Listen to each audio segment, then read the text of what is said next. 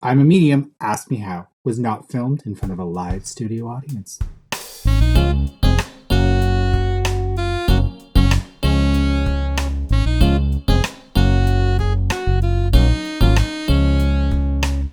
We best friends, but we love talking about dead people. We're gonna laugh and we'll cry. Well, Dana's gonna cry a little bit. We got love bombs all over the place, and let's not act like Matt isn't gonna cry a little bit.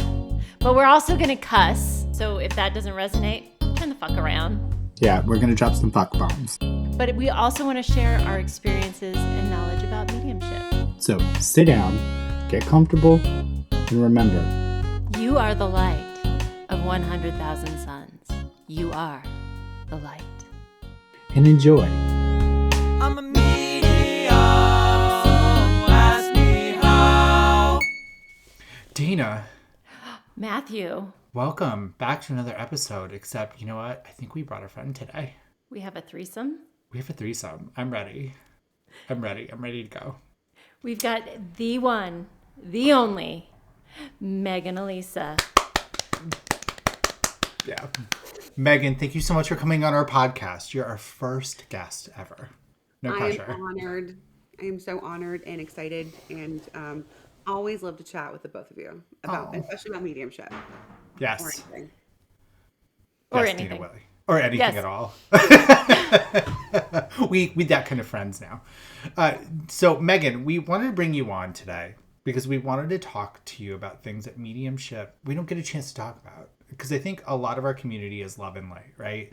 Or they're all about talking about things that are, elevating or going to some positive place. But we don't ever really get to talk about the dark side of mediumship. Ever.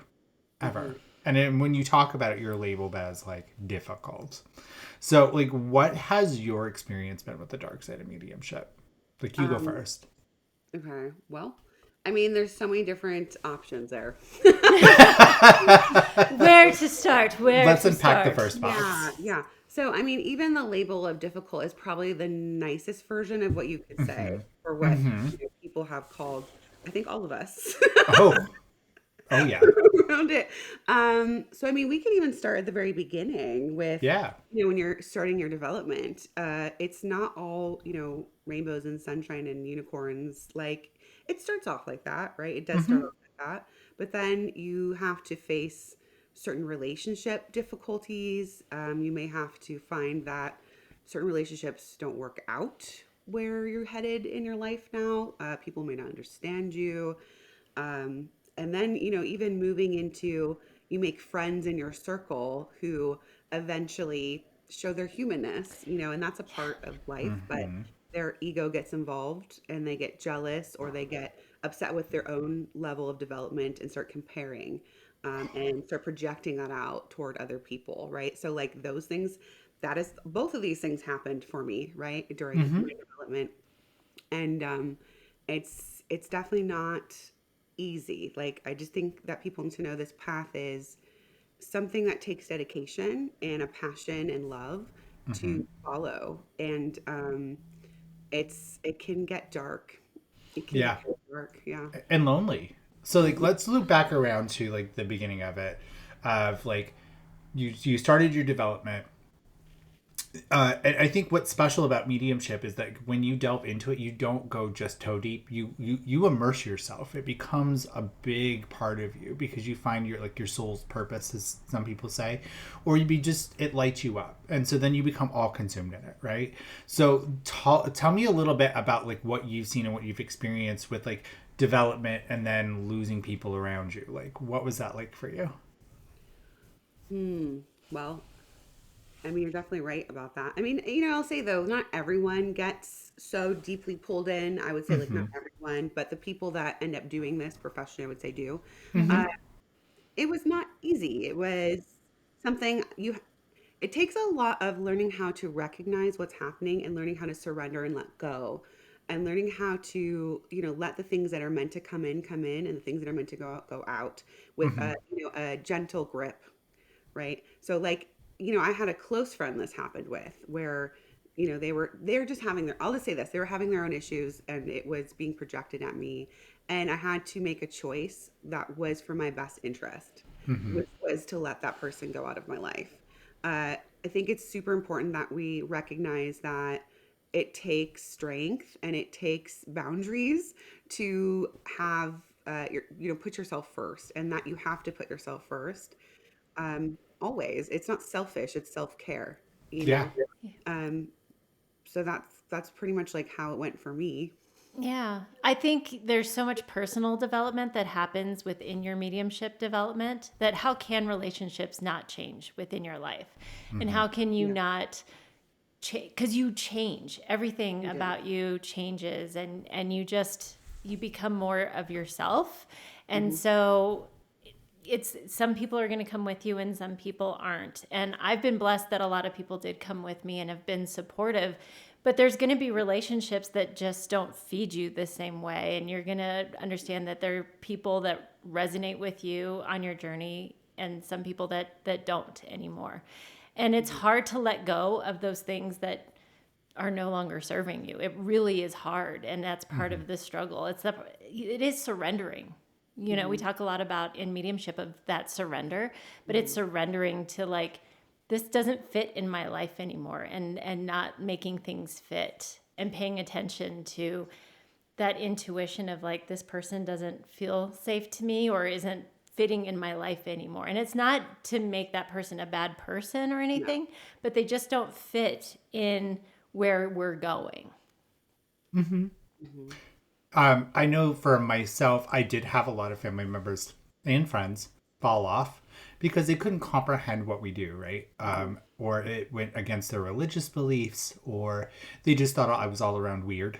And that's okay. And that's fine because it's not my journey to drag you along with, right? So either I be the best representative of mediumship that I possibly can and just let my work speak for itself and let them make the choice whether they choose to believe it or not, or I just keep going. And I just opted to keep going because I never wanted in my early development, want to drag somebody along or force them into it. Because I think that also can do a lot of damage where they're like, look, they're doing something new. This is exciting for them.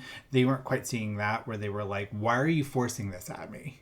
Right. And it's very difficult to comprehend for like the general public who don't really fully bought into mediumship, that they're like, oh my God, this person's legit talking to dead people. Mm-hmm. And then they're like, well, okay, well, if they are legit talking to dead people, what does that mean about my religion? And it gets them in this really uncomfortable zone. So I know we had talked about in a past podcast of finding out where people are in their comfort zone and us having to continuously meet them where they're at. Mm-hmm. So that way we can make them comfortable, because it's a jarring thing. I don't know. Do you guys agree? Mm-hmm. Yeah. I mean, I literally almost didn't do my development because of my relationship and the pushback and the fights and the things that it was causing. But, luckily I chose myself, like I was saying, I chose what I felt called toward. And I think that it is a real struggle when it comes to especially like those closer relationships in your life that were already there beforehand. Mm-hmm. It's just, I know I'm going to keep saying this, it's not an easy thing. It really isn't. Mm-mm. But, I think you have to follow your path, right? Like, this is your life. This is your journey. And like you were saying, Dana, sometimes some of those people aren't going to be on that path with us as we move forward. And we have to learn to accept that and be okay with it. And to just, send them blessings, basically, that they go on their own path and they follow their own truth. And they find that for themselves, because we know that's there for them too. Right. I always say that it's not our job to convince anybody else of this, right? Mm-hmm. And if we get into a moment of like evangelizing any of this, it's not a good fit, right? Like it's just not not going to work very well. So, one of the things too, so we talked about people who are existing in our lives, but as we step into our development, all three of us are big on development circles. Megan, you run them through Oak Ridge Institute. Matt and I run our own. And we were big on that being a huge part of our own development. Mm-hmm. You meet community in these places, and you start to meet people who are going through exactly what you're going through. And that can be such a beautiful thing. But it can also be a toxic thing a little bit, and navigating some of those relationships, because I've seen it be like this amazingly beautiful thing, and being able to foster some beautiful relationships through it. And then I've seen it go real bad. Yeah. So, and that's where we're always talking about the personal development side of the work, because that's super important. So the people that are doing that, right, and are willing to see where they need to grow, those are the kind of relationships where you can have issues and you can deal with those issues openly and like in a positive way, in a healthy way, and you can keep those relationships, right? And the ones where people aren't willing to look at those things and are closed down or projecting their stuff onto others, those are the kinds where we have to kind of be like, yeah, I'm going to shut that down because it's not healthy and I can't move forward with this, right? So like that's where I think, because I've had both. I've had both in from circles. And for the majority, I've had a good experience in the circles I've been in and been a part of. And the people are generally wonderful people who truly do have a desire to help people and to learn and grow themselves. So, it's people are people. Right? Yeah. So like you're gonna have all different kinds of people that come, and you just have to be truthful with like where you feel pulled to people, like certain people, and where you may feel repelled, and trust your intuition around that. I think where I've always found that the conflict really comes in is I really see a lot of people that kind of sit with, okay, we're doing this work. We all have the same why. We all want to help people. But it's the belief systems that really tear us apart in this community of being like, well, I believe in this and I don't believe in this. And but at the core, I think all three of us can relate is kind of like treating your client with dignity and respect. It is like the number one. And for some reason, I see a lot of conflict around that because it's like, well, what's the definition of like treating your client right? Well, ethics are not something that's a bad word, but I think that also tears the dark side of mediumship is like agreeing on like what is the acceptable thing to treat your client with dignity and respect, right? What are your thoughts on like ethics? I know. Yeah, I just brought up the E word, Megan. Here, let me Wrong open girl. up that can of I worms. was just actually talking about this with our students yesterday, and I think the baseline, because people's argument for me will be, well, ethics are variable, right? And I'm like, okay, I get that. Sure, I understand that. But I feel like the baseline needs to be is like, are we causing harm, right?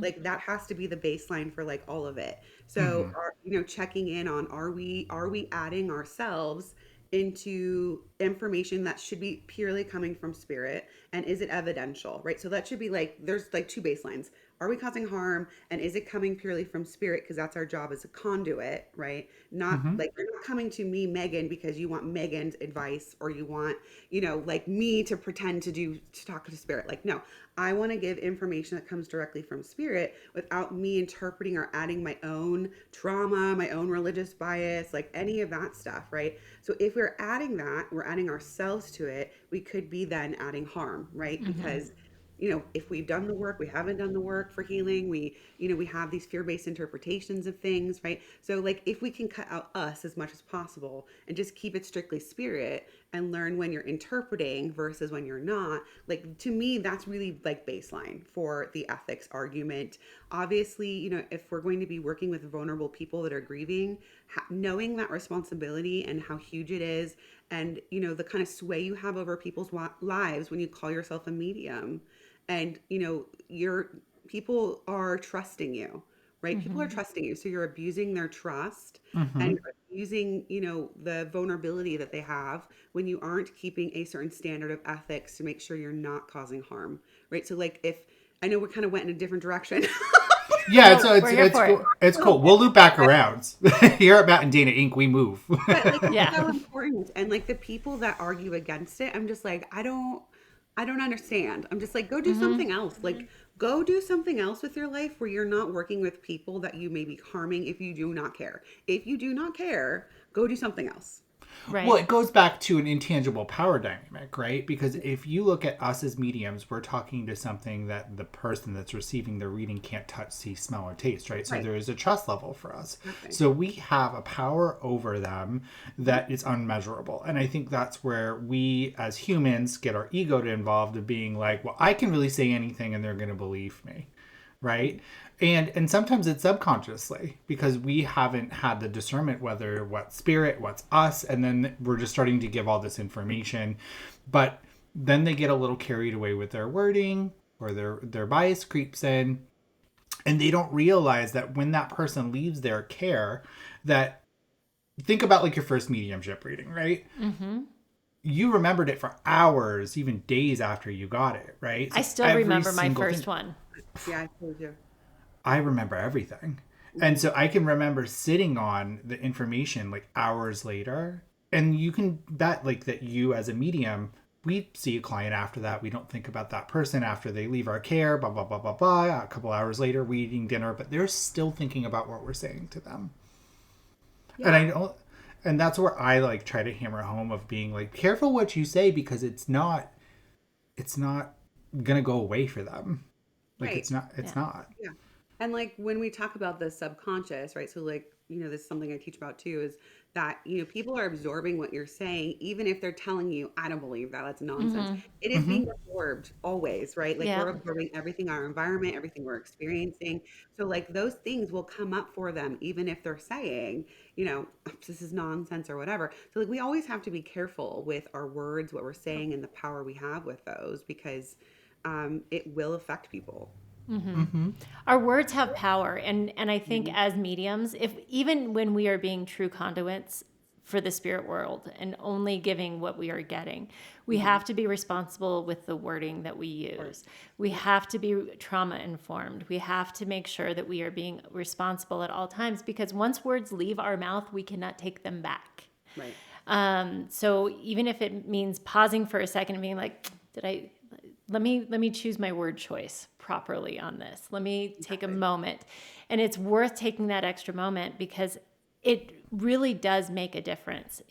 My goal is always, I have it on my website, but I really stand by this. You should always leave my care in better shape than I got you all the time, every single time. If I didn't do that, then I didn't do my job properly. Mm-hmm. Yeah. And that sounds like easy, but that doesn't happen a lot out there. And I think that's where the frustration, I know the three of us share this, that's where the frustration lies, right?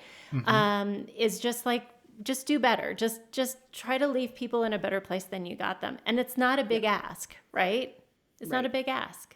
Right. So I was going to say that, and if you're out there right now listening and you know that maybe there's some work to do there, like, cool. Like we encourage you, you know what I mean? Like if you're out there doing things that maybe are causing harm right now, okay, then that's a part of what happened, right? And now you can choose to do differently. You can choose to go into development and learn about the ethics and learn about the discernment between the mind and spirit, right? So like, we're never like, you are now bad and like you are cast down into the evil medium over there. And like, unless you're an outright fraud, like if you're out there pretending to do mediumship, like purposely causing harm, that's one thing. It's another to just be an underdeveloped medium who just doesn't know any better and out there doing things, right? Which is why we're always out here talking about development and the importance of it and the importance of the ethics and all of the work that's involved with that. Because if you don't know, you don't know. If you don't know, you don't know, right? And so like, people that go through the development, and I'm talking for years, right? They get it. They understand because they understand the changes that come with it and the understanding, because you don't realize like how easily your mind gets involved in there. You go through that training to like realize the difference, So I just want to say that for like people that are listening that are maybe off put by like what we're talking about right now, even like we don't hate you. We just want you to do better because we want to see amazing mediums working out in the world who are representing the spirit world with love and integrity and wanting to help heal people and wanting to be a true voice of the spirit and let people know that life does continue beyond the physical world, right? Yeah. So, like that's why we're doing this. That's why we talk about it. That's why we're out here, rallying for the cause essentially of the spirit world and for like people who are out there being harmed by those that aren't doing it.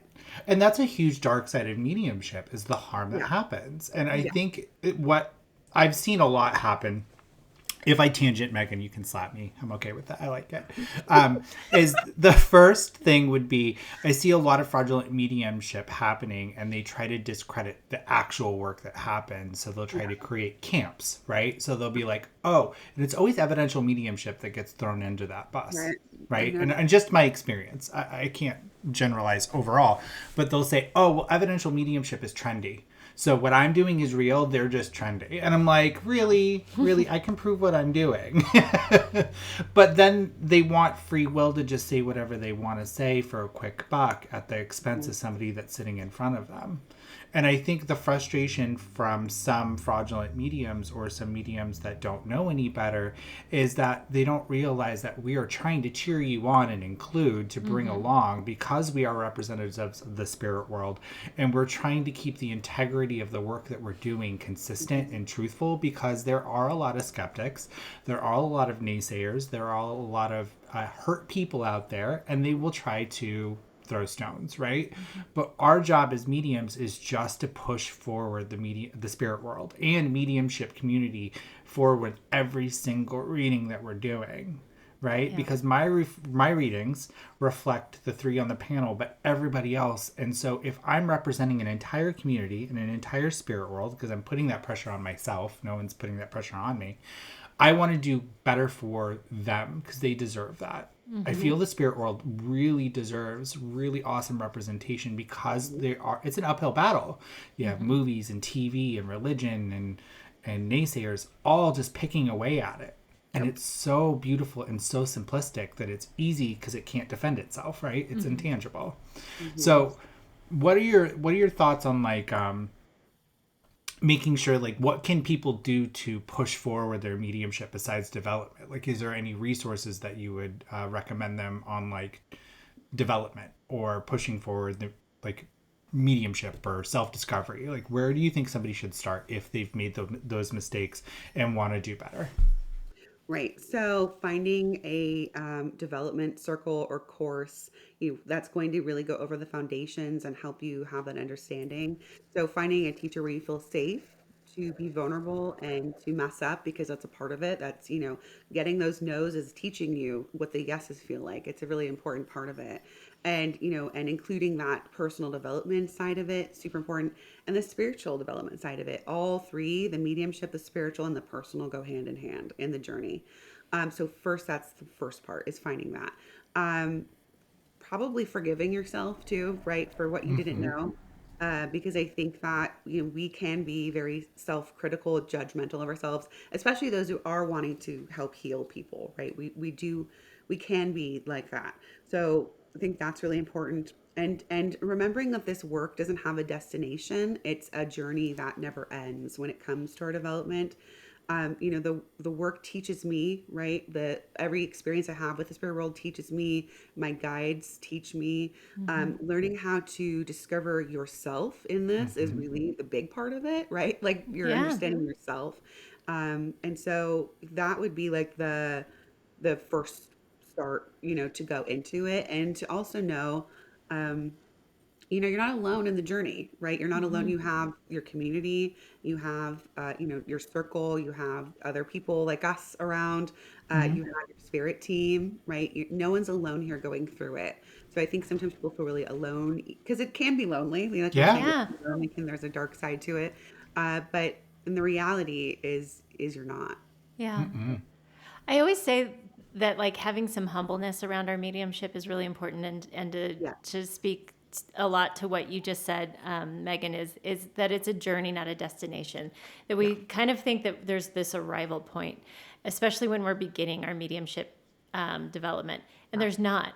With every single reading, I learn something new, and I think if we come into it with humbleness and awareness of, like, not even like in beating ourselves up, but being like, there's an opportunity here for growth here. There's an opportunity for me to grow here, or for me to do this better. And in that, when we see those opportunities for growth, we can do something and step into that development, work with our guides, work with our community, work with development circles, work with other teachers or mentors in those areas. I think that's the key, right? And it's, as the Virgo in the group, I know you got your Virgo moon, Megan, but just being really hard on ourselves, but understanding that this is a process always.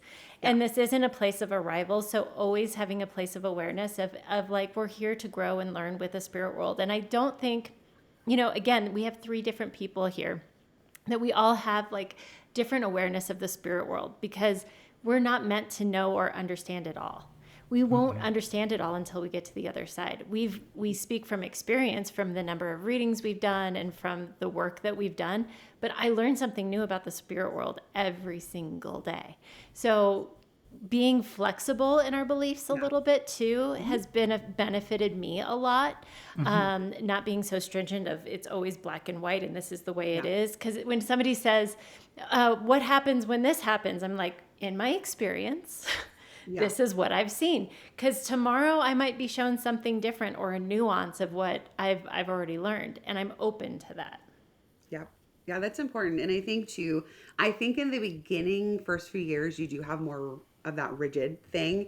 And then again, the work teaches you that, that may not be so much the case of what we thought it was, right? So like having the open-mindedness and being flexible, very, very important.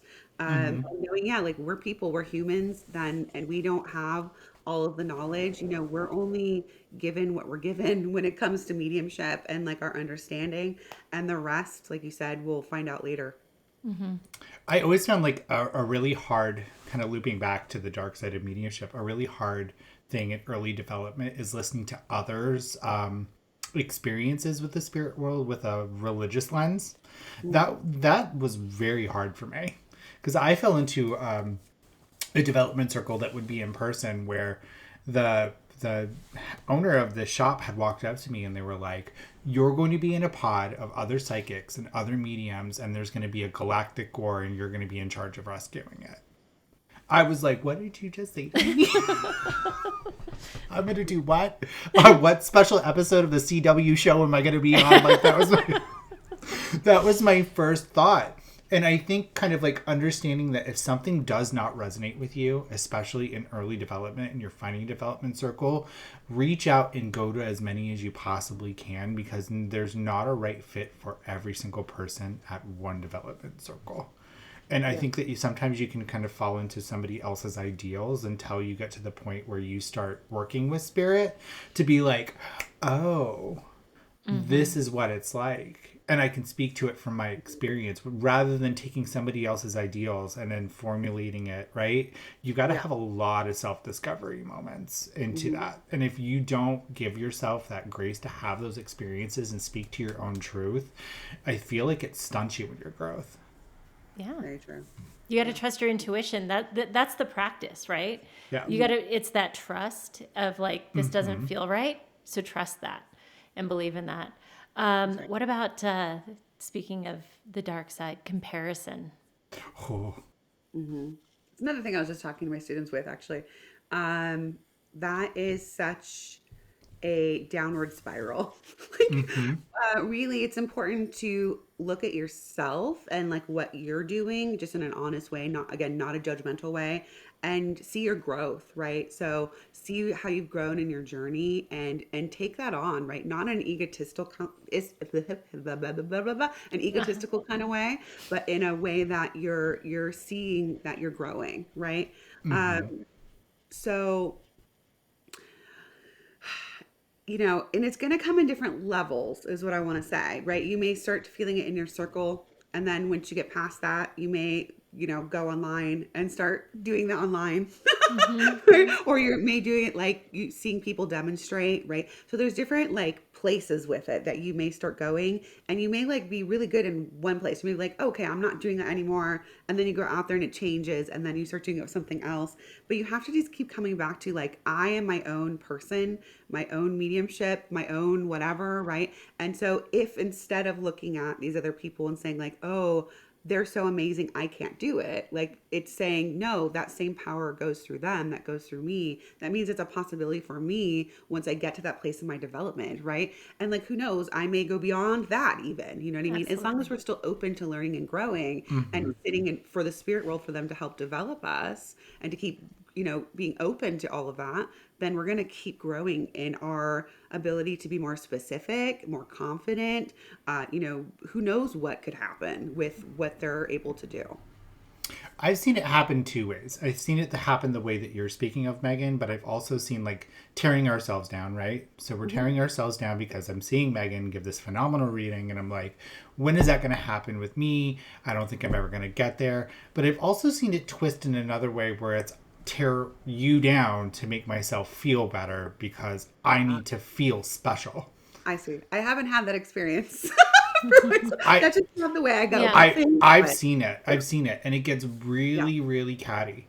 And it gets really uncomfortable because they don't realize that if I see you do something spectacular that's possible for me, I just need to put in the work to do it. It just wasn't handed to you. There's no free lunches in this work. No. And there's clicks and milestones. And I think the hardest thing, I think for a lot of mediums is not showing up, right? I think we can all show up. It's not putting in the work. It's surrendering and stepping out of the way is the hardest part of mediumship development. It's stepping yourself out of the way to be like, just give me everything. I'm okay with being wrong. I'm just going to give you everything. And when you get to that point where that was a huge unlock for myself, was it a huge unlock for you, Dana? Oh yeah. Yeah. For me, the biggest unlock was just show up. All you need to be is be there. Cause we've talked about this a little bit of like every mediumship reading is so different. You will never walk into the same reading again. Every sitter is different. Every spirit is different. You never know what you're going to get. So you just have to, and as the control person, that was really hard for me. So part of my surrender was giving up control. And so Spirit was like, you just need to show up at the assigned time and place and let us do our thing. And so doing that was the biggest unlock for me, and like not trying to control what happened, but just showing up and like being in the right place at the right time, essentially was a big unlock for me. What about for you, Megan? That control thing, that's, you know, that gets in people's way. Absolutely. People that are control freaks, because what that's doing is it's causing us to want to do and be active in the thinking mind, right? So like mediumship is the opposite of that, right? And learning how to let go and to move what is happening instead of controlling what's happening.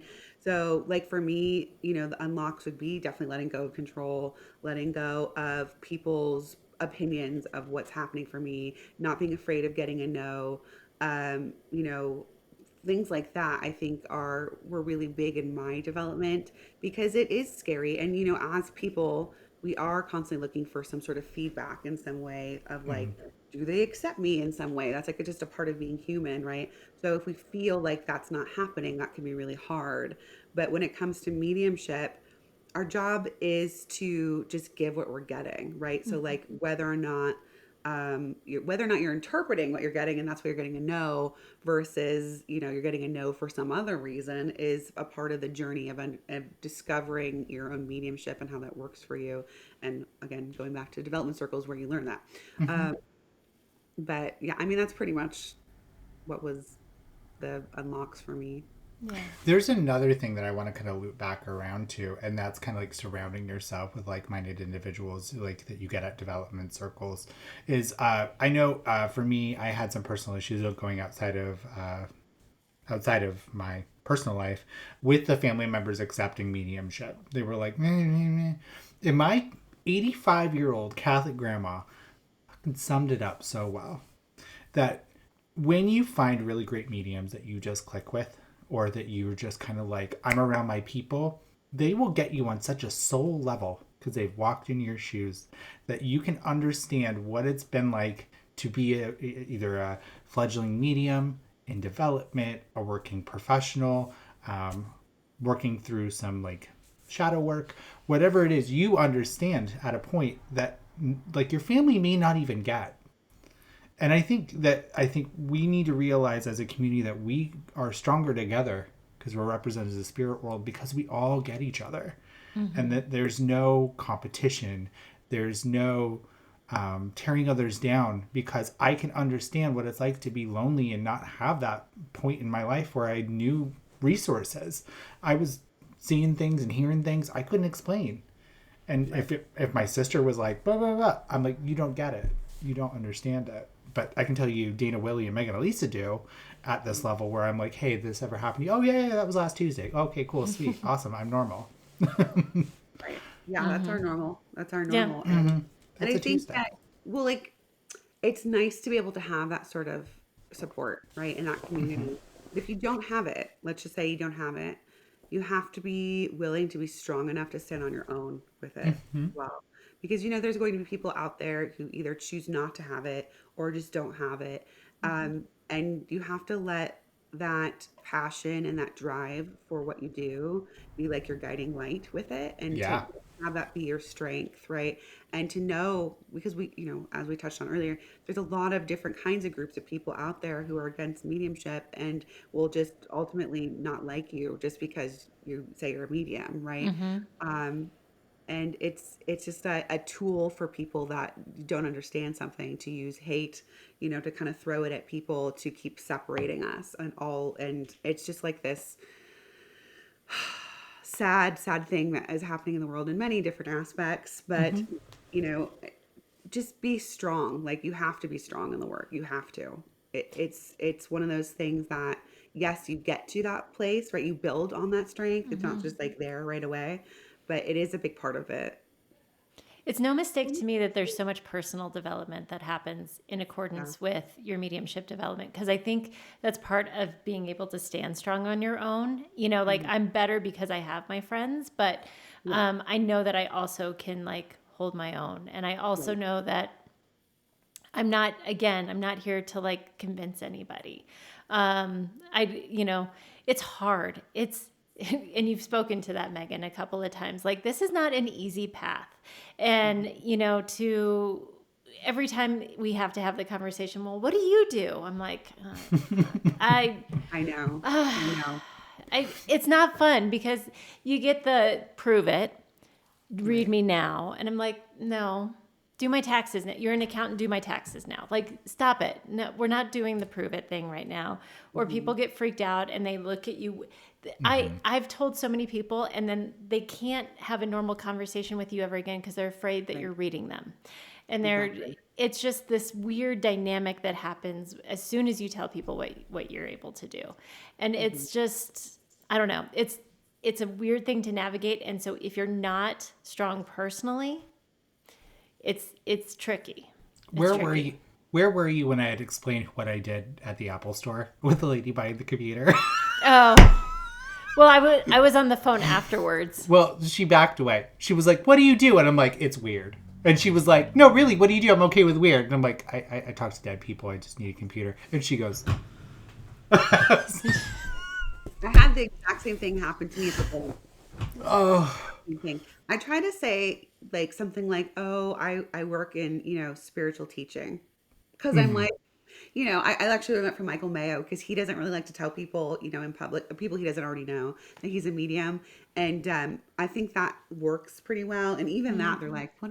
Like, but I kind of gauge, how I think they may respond to who I'm willing to sort of share that with, because it's not just what we do, right? Like you're saying, like a tax accountant, they do that outside of like who they are, right? Like, it's who we are. Like we're like these people that bring through spirits. I don't know. Like it's kind of, it feels almost like a personal attack. When someone's like, yes, Megan, you said that so beautifully, because this is who we are. And it's funny, like the intro to Matt and I's to this podcast is like, we're best friends that like to talk about dead people all the time.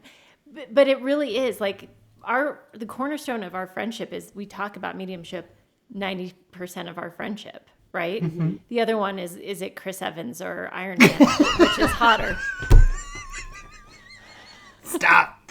I'm dead. No, it's true. Chris Evans. I'm sorry.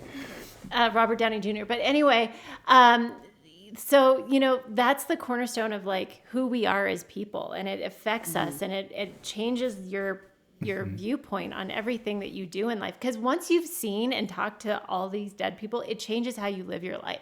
So how can it not change who you are, right? And so I feel like when you tell somebody this part of you, like you're kind of opening the door to a piece of you. And when they don't accept a part of it, it's like, ouch, ouch, ouch, ouch. But I went to the doctor a couple weeks ago, and they're like, what do you do? And they're like, do you work? And I was like, yep. And they're like, what do you do? And I was like, I just work. And I refused to tell them. And she was like, I swear she thought I was a porn star. So, they always go to porn. With. They always go to porn. I just started telling people I'm a spiritual advisor. I'm like, I'm a spiritual portfolio advisor. Well, I kind of want to test the like I'm a porn star thing, like no, really, because I want to see like what difference of reaction. Like I'm like, oh, I'm an adult film star, or like and it in respect to all the people. That are, like, you know what I mean? Yeah. I'm not against sex working at all. You do, No. do you? Yeah, like you go. But like I just kind of want to see the reaction difference. Like if they would be more open or less. Yeah. Like, no, don't worry. I just talk to dead people. They're like, oh, okay. I'm going to tell people I'm a hand model. Where can I find you? Only mediums? That's so fun. Like I sell feet pics, actually. Yeah. And just have them like slowly look down at your feet and just see. Yeah, and just do that. It's like if you say you're a hand model, just be like, I'm a hand model. I'm on Only Hands. After I wear them. But it's true, right? Because we have to gauge your comfort. And it's all the time. Like, I had told my boss that I was a medium when I was like, hey, I'm going to need Tuesday nights off. Blah, blah, blah, blah, blah, blah. His first reaction was, oh, that's neat. And mind you, this guy has superheroes all over his arms like I do. And then I'm looking at him and he's like, who's behind me? Who's behind me? I'm like, I was just checking my employees to see if they needed help. See, now this is a good segue into the dark side of the TV shows that represent mediumship, because they have really made people think that like we're just like out there like seeing spirits all the time, right? And that's why a lot of people that do have this ability, this sensitivity, like they don't get it for like a long time, because they're thinking, I'm gonna see like Uncle Jack standing here, right? Or and I should be hearing voices and I should be having experiences. And that's just like not how it works at all. It's it's more subtle. And so yeah, let's go into that.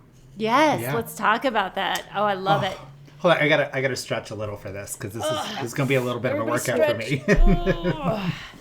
All right, so my question to you first and foremost is, when Hollywood portrays this in a certain way, what is your aggravation level on a scale of 1 to 10? Because mine's a 10. You can't watch those shows with me, because me and Sassy J, my partner, we were watching TV and I kept pausing it, being like, they're interpreting evidence. No, stop. He's like, we don't watch these shows with you anymore. Right. What's your aggravation scale? Yeah, it's going to depend on the show, to be honest. But most of them, it's like 10 or 11.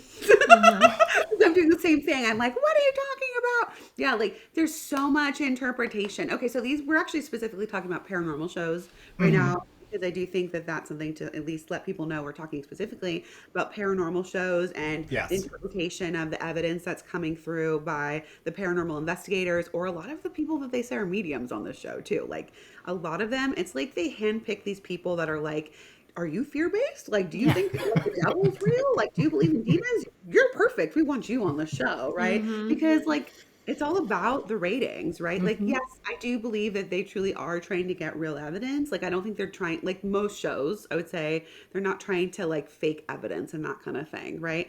But they are trying to kind of, guide the story under this sort of guise of this is scary, right? Or this is like, oh my God, they're going to get you kind of a thing. And like, that is not the reality of the spirit world. It is not. No. It is not. And it's like just being interpreted through these like fear-based lenses or these religious lenses, or this just a huge misunderstanding of, things. Like, for example, like you may hear an EVP or like a spirit box. First of all, the spirit box, they misinterpret the sound a lot to make words up that aren't actually happening, for one. Secondly, if you do hear like an EVP where they're like, help, like maybe they're not saying like, I need help. Like maybe they're saying like, they're there to help you, right? Like, so like they're interpreting from a place of like, oh, I need to do something about this, or they're like, there's something wrong with them, right? So it's their interpretation of it. Or maybe they're just picking up on like words that are in the etheric atmosphere that are just like coming, right? Like there's so many different possibilities when it comes to this work that I feel are missed. People don't get it. Or you know what really frustrates me? Those shows that have like the people on them that watch clips of like paranormal stuff and they have no expertise in what they're talking about. It'll be like, Susie, Target Garden Center employee. And she's like, it's evil. It's a Wendigo. It's going to suck your face off when you sleep. And you're just like, you have no expertise in what you're talking about. And they just picked you to talk. It's like super frustrating because then you have people at home in middle America that have nothing to do with this, that just are like, ooh, Susie from Garden Center at Target's really knows, she knows her stuff. Right. Listen, Susie from Garden Center, you don't know her. No, but Hey, Susie. Susie, this podcast is dedicated to you.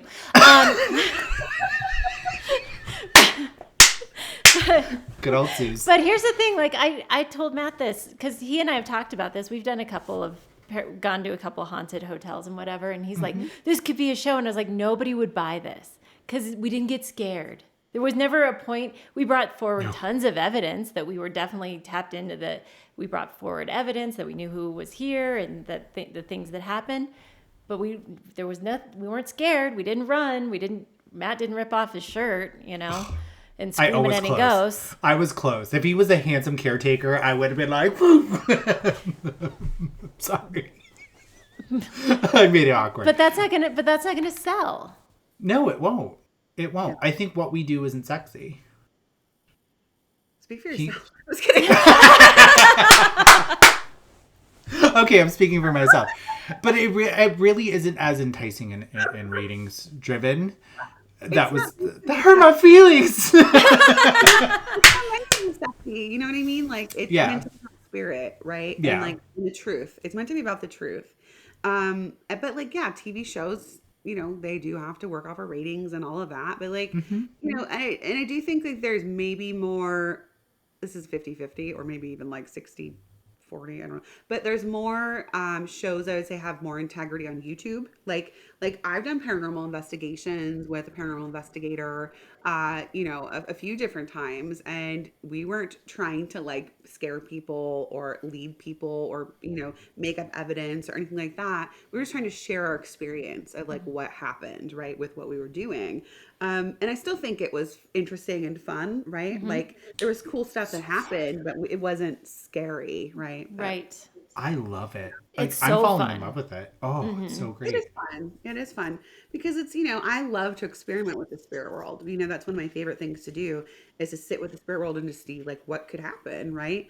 Because they, when we give them the opportunity and the conditions are right, they can do amazing things, right? It takes time sometimes, right?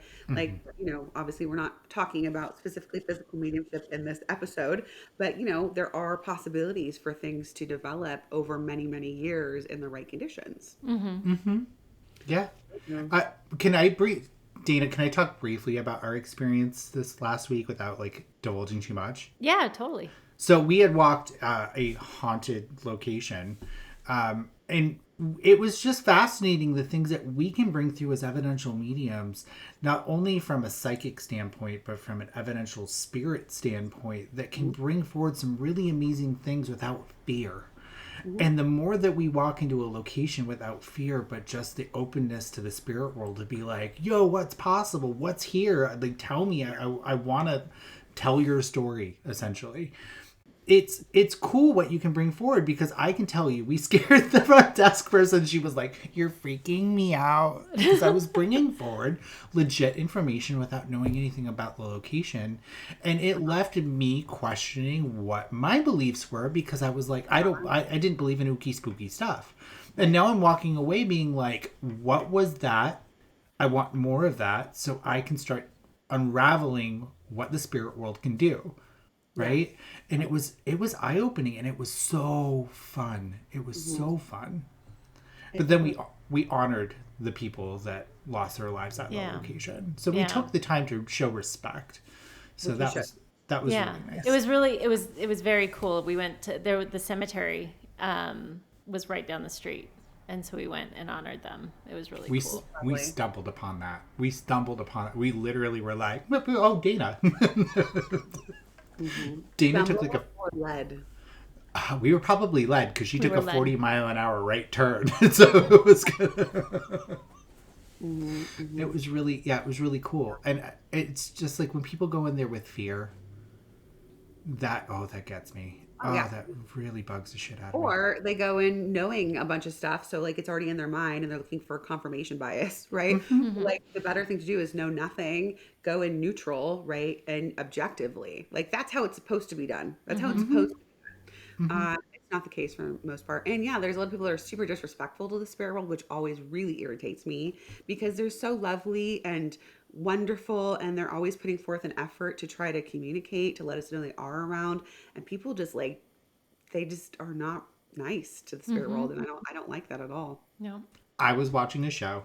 I won't name the show, but this lady was like, oh, well, Uncle Tom, he was out in the yard and something evil attacked him and he had a heart attack. And one of the hosts was like, well, how old was he? And she's like, 87. And I'm like, what is an 87-year-old man doing in the yard doing yard work and not in physical health? That could induce a heart attack. But she just like the jumping to conclusions and acceptance of fear stuff is just out of control. And then the next episode, the same thing. 95-year-old guy died by a demon attack. Right. Yeah. It's interesting how they will just take normal human occurrences that will just happen because that's just what happens in life. And then they attribute it to the spirit world in some way, in a negative way. Right. Yeah. So like it's just nonsensical, ungrounded nonsense. So obviously I'm getting slightly irritated even talking about it. Like, oh. And then, okay, so let's go into mediumship shows that are actually about mediums, right? So not the paranormal shows, but the shows where it's like focused on a medium. So like I've found that there have been wonderful ones, wonderful examples, and there have been ones that have really taught people like that concept, like we're always open and we're going up to random strangers in the market and just like, spilling tea and going into their energy without consent and like all this stuff. When like the reality is there's a whole crew of people there, right? No one's surprised by what's happening. There's a whole crew of people. All these people are signing off documents, right? For the legal team that they're allowing, to be on this show. Everyone knows what's going on. Like it's not a planted mediumship reading. It's not like they're making it up. But it's, done with consent, and the medium is ready and prepared and open to work with the spirit world. Not that they're open all the time. You know what I mean? So there's just been a lot of things that really have done not a great thing for how people view mediumship. Yeah. That's the number one question I get in like lives is like, do you read people at the grocery store? No. I'm like, no. I'm just there for my eggplant. I gotta go. But we're people. I mean, think about it this way. We kind of talked a little bit about it earlier, like an accountant, right? They go home, they go to work, they do their accounting, and then leave. They don't go to the grocery store and be like, hey, did you have your W-2 all signed off? That's just not what we do. We want to shut down and we want to live human lives as well. And granted, yes, there's times where we might get information, but we ignore it and we just shut up and we move on and we were like, oh, no, cool, sweet. I'm just locking back down. I don't need to read. I'm just here for my eggplant. I really want to make ziti tonight. You really like that eggplant. I love a good eggplant. Eggplant parm. But it really is like we have our own lives. And so when people see that on TV, they almost feel like an invasion of privacy. It is. Because it is. And that's part of the reason that when you tell somebody you're a medium, they get freaked out because they think you're reading them all the time. Which we are not. Everyone that's listening to process. We are not tuned in unless we have the intent to, and we only have that intent when we have asked for permission, or you have come to us, you have like scheduled a reading for us, which is your permission to have the reading done. That's the only time that's happening. Yes, like Matt said, on occasion, like someone's feeling a certain way, right? And it's just real strong on their energy, and we may just be kind of like zoned out and it just kind of pops in, but we're not like trying to like reach into your energy and like get information or like, do stuff like that. Like we're not doing that. It's and if exhausting. it is. Yeah. Like we want to have your energy for when you're reading, right? Like when when the purpose is there. And if you see mediums doing that, and then especially if they're like posting it on TikTok for clout, like, or like, there was one video where I saw this person who said they were a psychic. I don't know if they were, but they said they were tuning into all these people in the coffee shop and then like spilling their tea and making fun of them, like making TikTok. Like that's just so jacked up. Like we don't do that. Like that's just not cool, right? And then there's the people that are like purposely going up to people at their place of work while they're working and they can't get away from you, where they're stuck behind the counter at a cash register at Target, and you're like ambushing them, right? You're like attack reading them, like, oh, your mother is in spirit, and like they're crying and they like can't get away from you, and you're just like, making them have it. Like it is just not okay to do that, right? And the medium's just doing it for their own ego. They're not doing it because the spirit world's forcing them. No, that's bullshit. That is bullshit. And I don't give a shit who says any other different way about it. Because you have to be open and you have to be perceptive and receptive to that, for that information to come through, which means you had an intention in some way to do it. Yeah. It's not the spirit making you do it. Can we talk about, because I always want to say, I always like to use this as an educational platform. First off, there's the argument that a medium will always give is, I was pressured to give that reading. Spirit was like pushing on me, and like spirit is always around us. So all it takes is us opening up, and there will be spirit there. That's Exactly. Spirit is around all the time, every day. Yep. There's always spirit around. So all it takes is the intention to open up, and there will be spirit around. So no, spirit is not chasing you down. Secondly, if that ever happens to all you developing mediums, because as you're developing, you're kind of opening and closing, and you're trying to navigate that, it totally happens. Matt kind of talked about it. Like you can be walking down buying your eggplant, and somebody's grandpa pops in. It happens. You can shut it down. You can always say, find another medium. I am not the medium for you. Or it's okay. You can say, too, if you really feel like I'm the one to give this message, help your loved one to find me, right? They can put you in their way. You know what I mean? They can give, you can come across the TikTok of the medium, right? You can come across these different ways of having that happen. So like the spirit world's intelligent, and they're capable of helping to make that happen in an appropriate way where they're giving the consent for it. Absolutely. Yeah. So yeah, I always want to use this as like not a this is the wrong thing, but like this is why this is wrong. Oh, it's so wrong. It's so wrong, but this is why it's wrong, and this is how to rectify it if it happens, because we have a lot of developing mediums listening to this. All right. So we want to make sure we tell them how to navigate it when it does happen. Right. Well, and here's the thing about the new developing mediums is a lot of times they're checking in all the time, because they're like, is this still going to work? Like, is it just like a fluke that this is happening during circle time? So like, if there's any kind of intention where you're moving your energy out and you're, becoming attuned, right, basically, you're going to pick up something. You know what I mean? That's how that works. We're kind of sticking up our antenna, and the radio station's coming in because we're putting that up, right? So like, if you do that, that will happen. And then, you don't have to do anything with it if it does, but it's good to learn those boundaries and when it's appropriate to be doing it versus not. And to know, like, it's always there for you. Don't worry. Like, if it's there, it's there. It doesn't go away. Yeah. Or just take a moment. You don't have to do anything with it, but just have maybe a little bit empathy for the person that you just picked up on, that they just lost somebody, or that they have a loved one.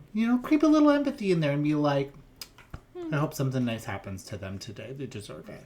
Yeah. Just have some compassion, because that's somebody else. And I think kind of going back to like approaching people in grocery stores and stuff, you don't know as a medium, you don't know when that person when they died.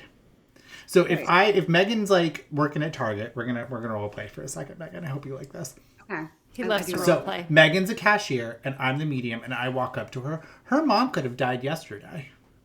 That's right. And she's going to work to just go through because she can't, maybe that place didn't offer her bereavement pay. Right. And so now she's got to work up until the funeral.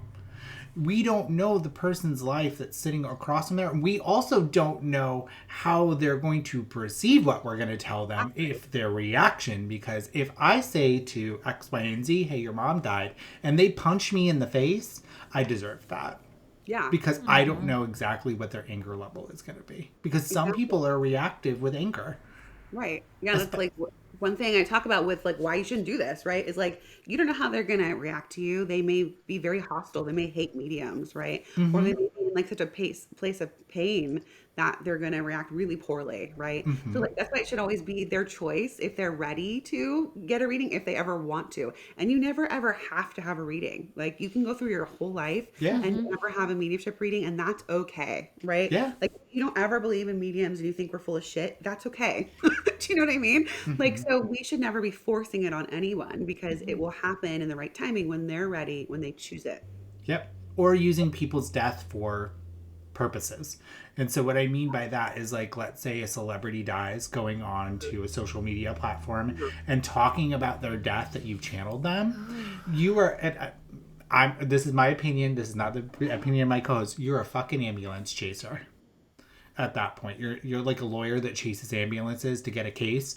That is so wrong on so many levels and does so much damage that we don't know who's watching this, right? So like it's the same thing as approaching somebody in public for a reading without consent. Because if I was doing Bob Ross's reading online and Bob Ross's family saw that, what kind of trauma would that be for Bob Ross's family? I'm just using Bob Ross because he likes happy trees, but Yeah.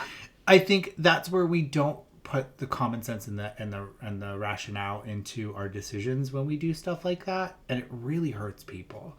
And it may be something like, hey, I'm gonna get 100,000 likes and follows with that, but you gotta sit that with yourself. Like, I don't want to. Right. You don't escape anything you do here. Like, there's no hell. Like, we're not going to be like horribly punished and nothing. But like everything you do, you are going to take account for. Like, so you know, if you work for the spirit world and you're really not representing them well, one day we're going to go over there and they're going to be like, so. So I would like to talk to you about. Yeah. It's like, you know, because there's no judgment over there in the No. there's no ego. But we do take accountability for our behavior, our actions, and what we do, right? So like, you know, and I think that we should do the right thing here because we should do the right thing. You know what I mean? Yeah. Because it's the right thing. Not because of Well- what's going to happen later on, but Or doing the right thing of how we would want to be treated. So if Yeah. anything, I'm pretty sure the mediums that do this stuff don't put themselves in that person's shoes because they're like, I'm powerful and cool. But what happens if that was your family member? I would be mad. I would be I would so be upset. too. Yeah. And like people say, oh, it's totally fine. Like, what's the big deal? I'm like, oh, yeah, because it's not your kid. It's not your mom. It's not anyone that you care about. So you don't care. You just want to consume. You just want it to be like, you know, watching a movie or watching whatever. These are real people's lives that are really affected and they really have real loved ones that are in grief right now. Right. And like, it's just not okay to do that. Plus, they're not even contacting anyone anyway. They're full of shit. Yeah. They're full of shit because that's not how mediumship works. Yeah. Well, and let's just, I have to say it just to state it. We are talking about real people, whether they're celebrities or whether Exactly. they're Joe Blow from Indiana. We are talking about real people that live lives, that lived full, complete lives, that have families that were left behind, family, friends, whatever that were left behind. We're talking about real people. And if we're not honoring them, then we're doing a disservice. I think one thing people need to realize about celebrities is that they have a persona. That is not who they really are. Yeah. So if you're looking at, I'm going to use somebody way back when, Benjamin Franklin. Elvis, thank you. Elvis as a persona and Elvis as who they are. You can't gauge that without a sitter, right? You can't gauge anything for validation without a sitter. You could be reading their persona because that's maybe encrypted in your brain, the feedback at that. But without an actual person sitting in front of you and evidentially backing everything up through yeses and nos and validation, cool story, bro. Yeah. Well, like, too, I mean, mediumship works through, we want the validation that this is correct information and that it's evidential and it's true, right? And a lot of that stuff really can only be known by someone that actually knew them. And plus, especially when they're a public figure, there's a lot of information out there in the world as it is. So you have to be able to bring through things that like no one else would really know, right? Because otherwise, what does it even mean?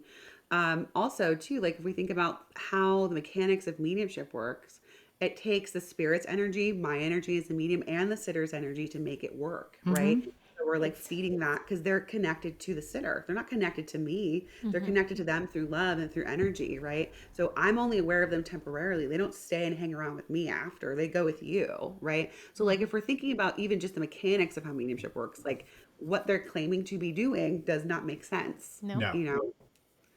So No. it's unethical. It's unethical. It's wrong. And I'll say it. That's the hill I'll die on. I don't really care if anyone, like, y'all can be haters if you want around it, but like, it's wrong. Yeah. I'm not saying that I haven't seen people planted in the comments pretending to be friends of something, but just saying. Cool story, bro. Cool story, bro. Yeah, so we got to be representatives of the spirit world, and we have to push it forward because that's our job. That is our job. Prove the continuation of life after death. Heal as many people as you possibly can through the actions of the spirit world, and not through us, but just being the conduit. Yeah. And love. Yeah. Love as much as you can. Like, you know, people can say whatever they want here in this world, right? They can say whatever they want. They can judge however they want, whatever. But like ultimately, who I'm representing, who I'm being led by is the spirit world. And like if you disagree with me, like you can, that's totally fine. That's your choice. But like I'm going off of that. Like that's where I have to always go back to when it comes to like what I'm doing and why I'm doing it, right? Yeah. Like I think it can be easy to be swayed by people's judgments of you. Like if they're like coming at you, right? They don't like what you say. It's easy to sort of fold and be like, okay, well, and like just like make it easy, but like that's not true, and it doesn't have integrity. You know what I mean? So like it has to always come back to that. That has to always be the cornerstone of why you're doing what you're doing. Right. Yeah.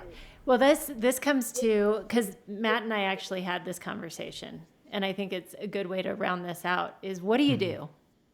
What do you do when, because we're never really going to get rid of these TV shows because there's going to be ratings. We're never going to get rid of the scam artists because it's sexy and people like watching this. And there's always going to be a scam artist taking vulnerable people's money or taking advantage or whatever. So what do we do as the ethical medium that's just trying to do the right thing out in the world? What's our playbook?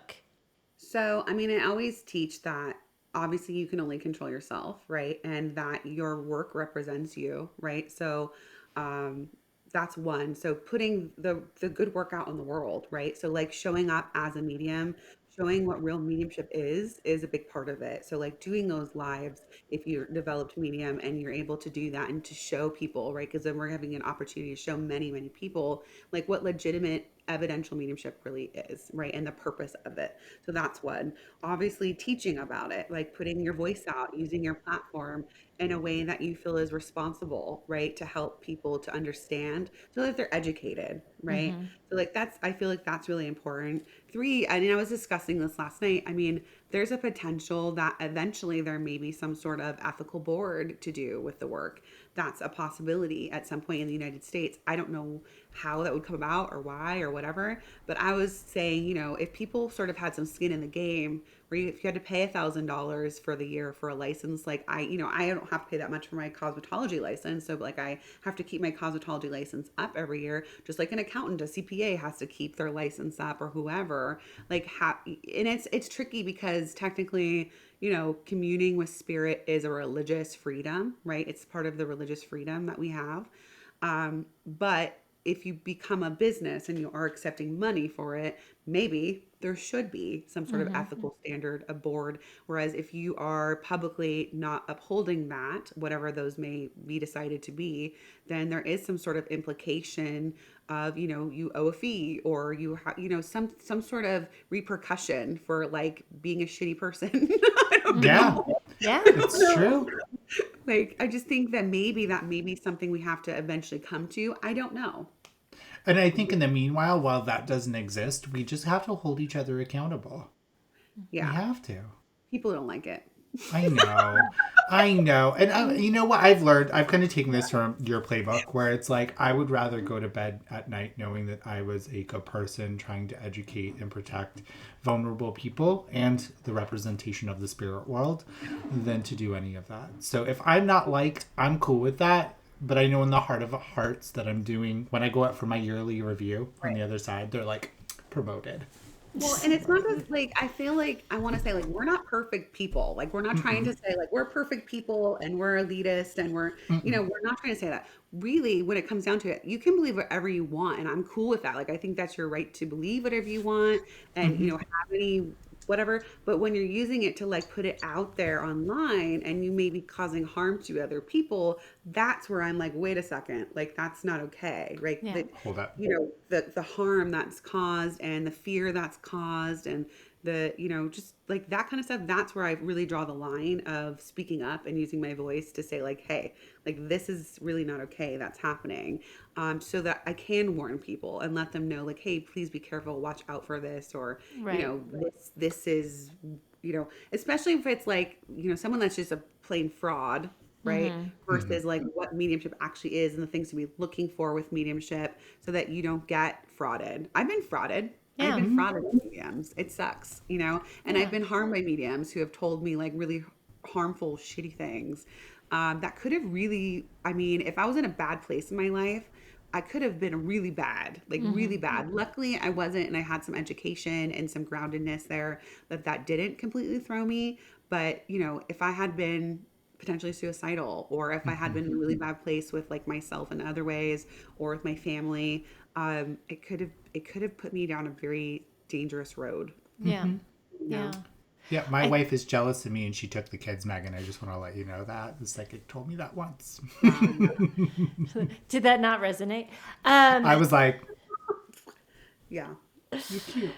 I always say vote with your energy, whether that's with your dollars, with your views, with your attention span. The things that we pay attention to tend to propagate, and algorithms and things like that. You tend to feed these creators more with your views and with that kind of energy.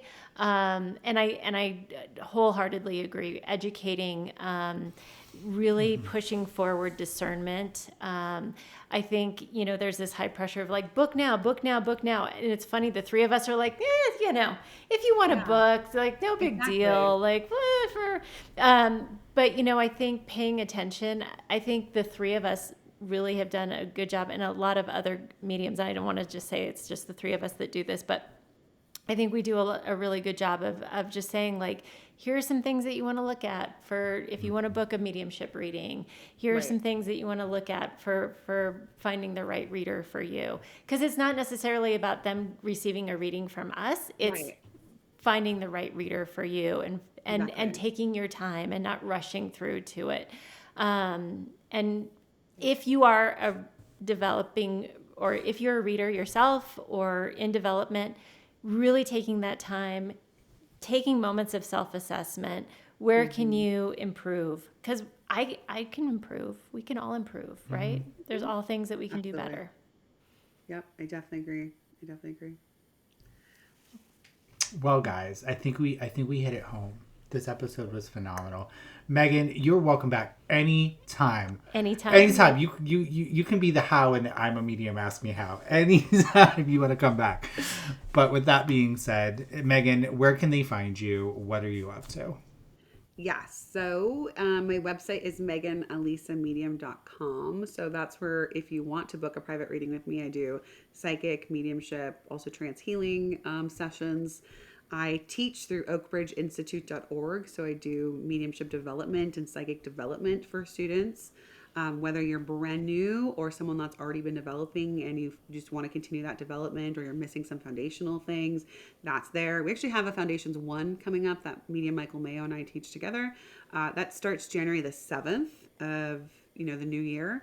For anyone that's interested, I'm on TikTok at Megan Alisa Medium. Be careful of scammers out there. So it's the only one, Megan Alisa Medium. I'm on Instagram, she's got a rebel heart. I will not give that up. That name came from the spirit world. Like when I was looking for a name originally from my Instagram, that name came to me. She's got a rebel heart, and I feel like that is me, and like I'm not giving that name up. I love it, and we'll put that in. Yeah, that'll all be in the. That will all be in the show notes. So you guys can go click. If you guys go into the show notes, you can find all of Megan's information there. And thank you so much, Megan, for coming. We appreciate you so much. We love you. I freaking love you. I love you. You're a magical unicorn. I love every moment of it. Well, we love you all. You're in our hearts. And Dana, take it away. You are the light of 100,000 million thousand billion suns. Ooh, shaking it up. I like it. It's because Megan's here. Bye. Bye, everybody.